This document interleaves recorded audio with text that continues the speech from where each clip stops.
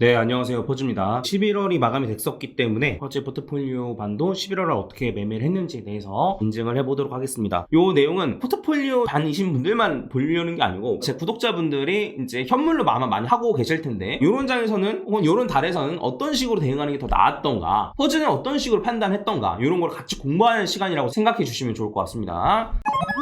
이번 달은 좀 어려운 달이었습니다. 특히나 현물을 가지고 있는 사람들은 절대 수익을 내기 힘든 그런 장이었습니다. 그래서 하락을 했을 때 얼마나 좀 하락을 좀 많이 하느냐, 아래에서 얼마나 좀 많이 사느냐, 반등했을 때 얼마나 좀 파느냐, 이런 대응밖에 할 수 없습니다. 그래서 현물을 가진 사람들은 이런 식으로 대응을 하는 게 괜찮았다 정도의 느낌을 봐주시면 좋을 것 같습니다. 일단 11월 달이 어떤 달이었는지부터 먼저 한번 살펴보겠습니다. 비트코인 일봉입니다. 11월 1일이 이때고 그 이후로 FTX발 하락이 이렇게 있었고 그 뒤로 반등한 했으나 한 번 더 저점을 깨주면서 많은 사람들 또 손절을 내게 만들었고, 그 다음에는 일시적으로나마 조금 반등하고 있는 모양새입니다. 12월은 딱 이때 시작이라서 여기랑 비교하면 될 것 같아요. 한 달로 봤을 때는 비트코인의 경우 마이너스 한 16% 정도로 마감이 됐었고, 비트코인이 사실 이 정도였기 때문에 사실 다른 알트코인들 같은 경우에는 훨씬 더 하락이 심했습니다. 11월에 추가적으로 오른 코인들은 뭐 뒤져보면 있을 수 있겠지만 대부분 12월 들어서 오른 코인들이고 11월 내에서는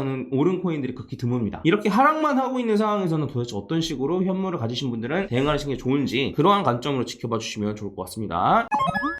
이게 이제 선물 청산 차트인데 이 여기 있는 그래프가 높으면 높을수록 많은 사람들이 청산 당했다는 거고, 이 녹색은 롱 포지션, 이제 상승에 베팅하셨던 분들이 청산 나고, 빨간색 같은 경우는 숏 포지션, 하락에 베팅하셨던 분들이 청산 나는 그런 거라고 생각하시면 돼요. 근데 첫 번째는 뭐냐면 지금 11월 1일이 여기 있습니다. FTX발 하락이 심할 때 요때 롱 포지션이 이렇게 많이 청산이 났으며 이 정도 청산 양은 거의 역대급이다라고 보시면 됩니다. 코인 시장 전체로 봤을 때도 거의 역대급이다. 지금은 표시가 잘 안 되는데 사실 이제 11월 1일 요때에 이렇게 상승했을 때 여기에서 숏 물량이 이만큼이 많이 청산이 됐었어요. 어디에서? FTX에서. 근데 FTX가 지금 망하면서 여기에 통계에서 빠졌기 때문에 여기 표시가 안 됐는데 원래는 여기에도 숏 물량이 많이 청산이 됐었습니다. FTX에서요. 이 롱 물량만큼의 숏 물량이 두세 번 정도 청산이 났었으니까요. 엄청나게 많은 양이 청산이 됐죠. 10월 같은 경우에도 이런 식으로 올라갈 때 숏 물량이 정말 많이 청산이 됐었거든요. 그래서 10월, 11월 이렇게 두 달 동안 해서 돈을 번 사람은 제 주변에는 없는 것 같습니다. 마진으로 돈을 버신 분들은 기껏해야 이제 본절 정도만 되면은 진짜 잘한 사람들이고 대부분의 사람들은 돈을 많이 잃었습니다. 진짜 11월 같은 경우에는 역대급으로 힘든 장이었다. 현물도 마찬가지고 이런 장에서는 어떻게 수익을 낼까 이런 거는 별로 의미가 없습니다. 어떤 식으로 평단을 좀 낮게 잡을까, 어느 타이밍에 좀 현금화를 할까, 추가 하락에 대비해서 이런 걸로 좀 접근하시는 게 훨씬 더 좋다라고 말씀드릴 수 있을 것 같아요.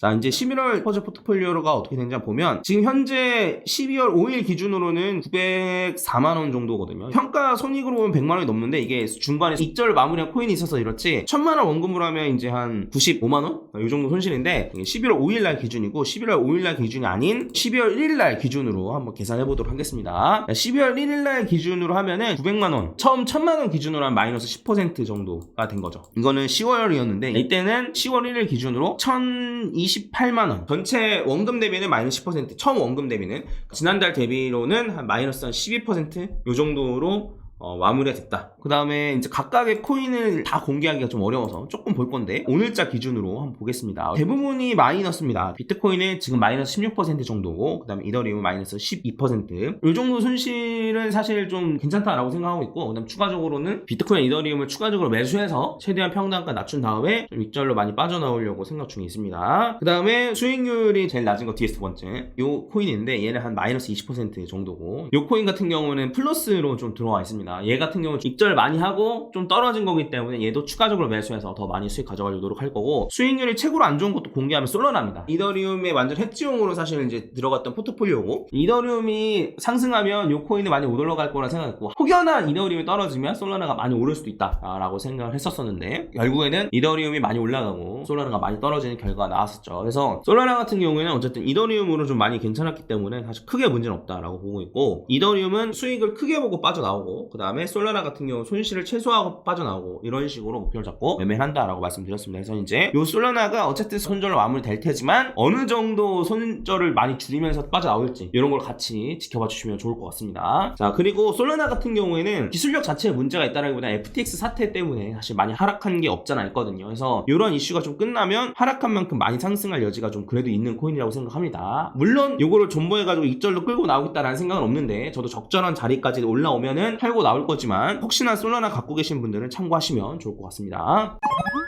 이제 어떤 식으로 매매를 했는지 한번 보도록 하겠습니다. 이런 식으로 제가 이제 시황 같은 걸 올려드려요. 얘 같은 경우에는 이제 금요일날 이제 매수를 좀 진행을 했습니다. 원래 이때만 해도 이 정도 조정받을 거라고 예상을 못했기 때문에 추가적으로 속도를 내서 한 달 반 안에 400만원어치 현금이 남아있는데 이거를 빠른 시일 안에 이제 매수를 하려고 생각을 했었지만 실제로는 그렇게 되지 않고 조정을 받았었기 때문에 매수 속도를 기존과 동일하게 가져갈 예정입니다. 그래서 한 11월 5일에 아까 전에 플러스로 돼 있던 코인 있죠? 그 코인을 플러스 한 40% 정도일 때 좀 매도를 좀 했습니다.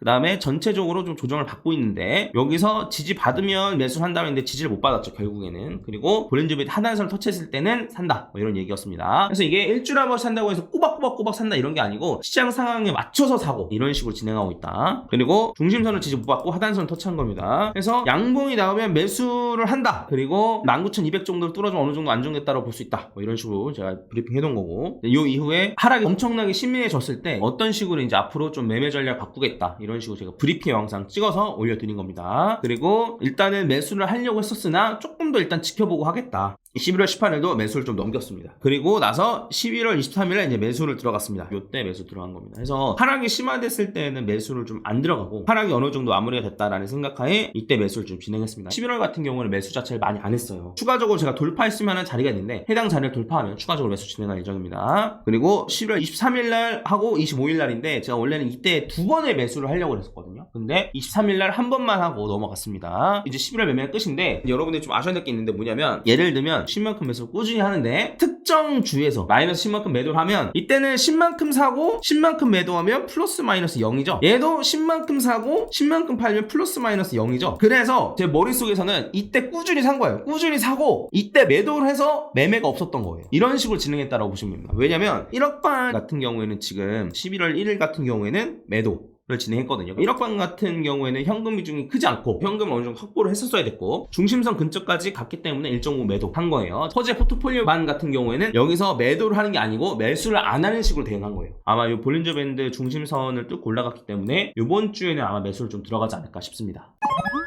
이런 장에서는 어쩔 수 없습니다. 섣불리 매수해서 손실을 보는 것보단 현금 비중이 그래도 꽤 되니까 적절한 자리에서 잡아가지고 평단을 좀 낮추겠어 라는 생각으로 접근하시는 게 제일 좋았지 않았나 라고 생각을 합니다. 이때 최악은 뭐냐면 여기 샀다 여기서 팔고 다시 여기서 샀다가 다시 여기서 팔고 또 여기서 샀다가 또 팔고 이런 게 최악이에요. 아예 이럴 때는 차라리 매매를 좀 쉬고 확실하게 저점 찍은 건지를 좀 확인하고 그런 자리에서 추가적으로 매수를 들어간다거나 분할로 들어간다거나 이런 식으로 이제 매매를 하시는 게 맞는 거지, 이런 부분은 고민의 매매를 한번 되돌아보실 필요가 있지 않나. 추가적으로 이제 좀 말씀드리면은 최악의 경우에는 한 번 더 이런 식으로 하락했다가 올라갈 가능성이 남아 있습니다. 이제 한 번 더 하락이 남아 있거나 아니면 그냥 올라가거나 둘 중에 하나라고 생각을 하고 갖고 있는 나머지 현금으로 매수를 좀 진행하되, 그전에는 원래 여기에서 이제 바로 이렇게 치고 올라가면 더 치고 올라가기 전에 빠르게 매수를 여기서 끝냈어야 돼서 좀 한 달 반 안에 빠르게 끝낸다라고 말씀드렸었는데 지금 같은 경우에는 시나리오가 좀 틀어져서 올라갈 가능성은 높지만 이 기간이 얼마나 될지 알 수 없기 때문에 이때 속도랑 비슷하게 추가적으로 좀 매수를 진행할 계획입니다. 적절한 자리에 오면 조금 현금화를 하고 추가적인 하락을 대비하고 이런 식으로 좀 진행할 예정이니까 참고해 주시면 좋을 것 같습니다. 그리고 언제 매도할 건지 매수할지 이런 힌트는 퇴근길 라이브에서도 이제 자주 말씀드리니까 그것도 좀 참고해 주시면 좋을 것 같습니다. 네, 이상 마치고 12월이 마감이 되면 어느 자리에서 매수를 하는지 어느 타이밍에 현금화하는지 이런 거 가지고 오도록 하겠습니다. 감사합니다.